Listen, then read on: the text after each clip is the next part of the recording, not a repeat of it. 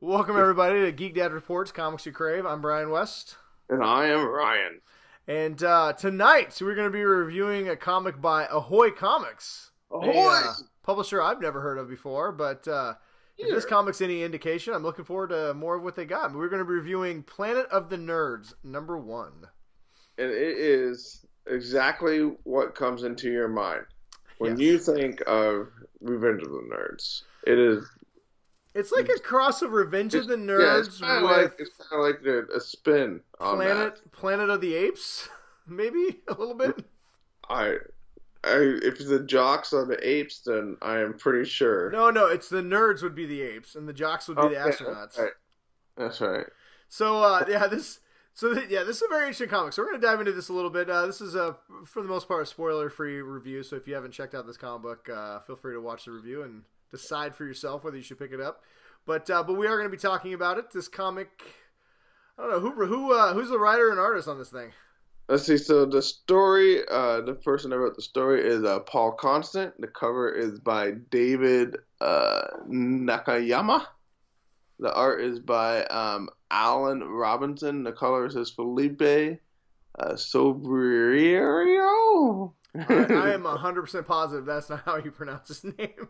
Yes, I am 100% accurate on this. And the extra stuff is from Randy Elliott.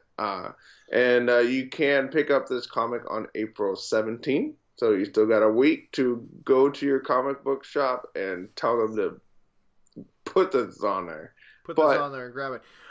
So this comic, like I said, AHOY Comics, don't know too much about them. I know they just got a publishing deal with Diamond Comics, so they're going to be trying to get some of their comics out to comic book stores and stuff. And you know, as far as the first comic from a publisher that I've read, I was actually really impressed with this comic. I really dug the art. I liked how it felt very 1980s, which is fitting because the story starts off in the 80s.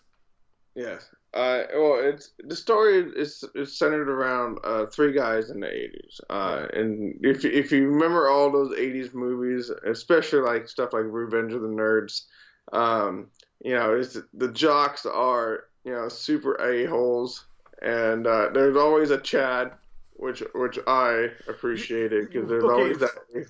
So Chad, there's never a nice Chad. Well, can I just say Chad was, I mean, I know that he didn't like nerds, but man, he's like borderline homicidal sociopath. I don't like nerds. A nerd like touched him in a place that he did not want to be touched or something because they definitely do some characters, like some extreme versions of these characters. Like, you know, the nerd that gets picked on, you find out that he's like not a nerd, like he's almost like supervillain nerd. Yeah, like he pretty much was doing what Chad thought he was doing. Yeah, and Chad, but it doesn't make Chad right because Chad is like this super aggro jock who's also, like I said, a psychopath. Yeah, and he's got two friends that are also jocks, and one of them is African American, and the other one is kind of like he's like the guy who wants to be a jock, but he also is like, don't pick on the nerds, be a nice guy. Well, I mean, I don't want to spoil this, so let's just say, I mean, so this is going to be a slight spoiler because this is where this comic is going.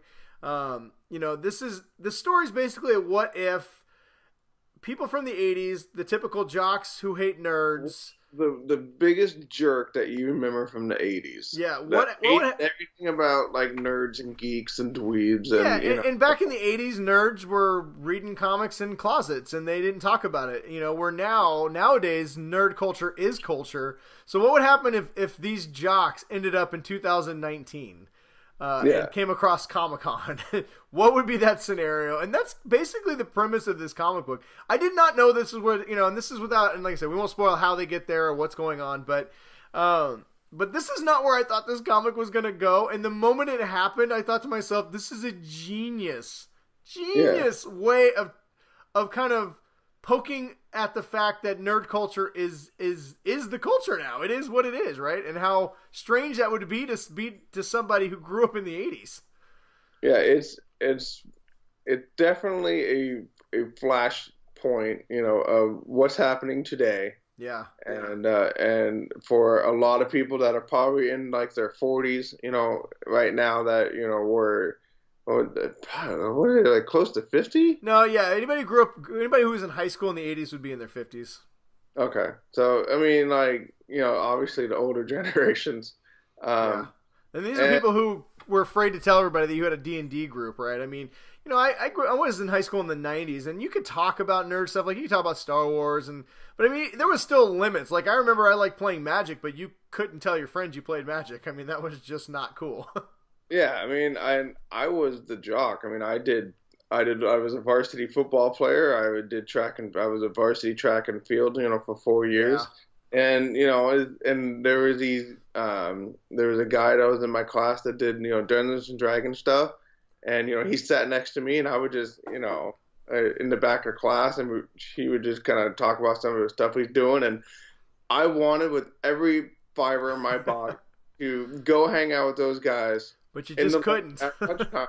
At lunchtime in the library. I wanted to go out there, but I couldn't. You should have done it. This comic book is basically letting you know that you were wrong, Ryan.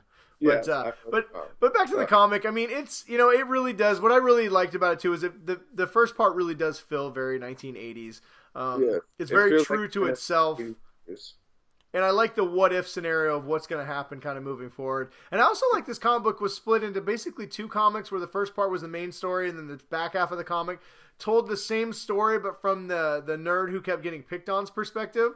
Where you feel like in the beginning you're like, oh, this is just kind of a poor nerd. And then you're like, well, this nerd also might be kind of a supervillain. So I feel like he's going to show back up in the story at some point. But yeah, I really enjoyed this comic book. I'm not going to lie. I did not know what to expect. Like I said, never heard from this publisher before, and I really, really enjoyed this. I blew through this really fast, and I'm really looking forward to the next issue. Yeah, I completely agree with you. I was not expecting to have as much fun reading it as I did. Yeah, it's a fun comic. And especially the end for the jock part. I just started busting up laughing. I mean, it was such a good. He's a bit like over the top. Oh, bit. But. There's like one panel where it looks like his eyes are gonna pop out of his head. Steroids or something. Yeah, I don't know. I'm very much looking forward to seeing how this plays out. So apparently his trigger is anything that has to be nerdy. So. His trigger, it might be anything. He might need to be locked up in a mental institution. Chad is crazy. But yeah, I really enjoyed this, and I think everybody else would too. I don't know about you, but I'm going to say pick this comic book up. Give it a chance. I think you might really be surprised how much you like it.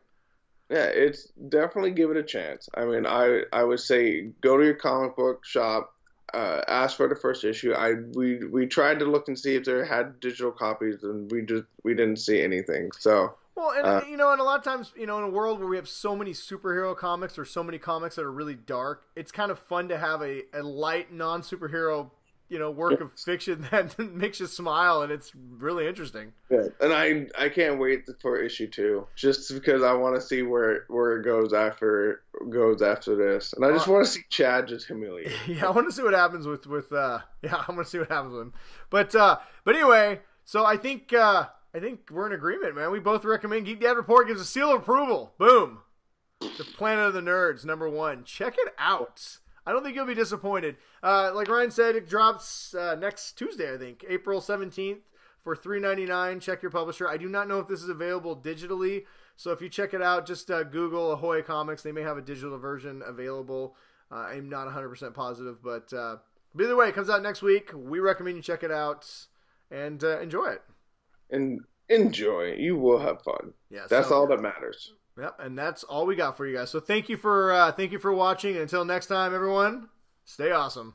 And keep reading comics. And don't beat up nerdy people. Don't beat up nerdy people, because they will, And if you are a nerd, don't become a supervillain. There's nothing good waiting for you at the end of that tunnel. Or if you're going to become a supervillain, at least become like, Dr. Doom or something, I guess. I don't think it's actually possible, but hey, whatever. Till next time. Bye!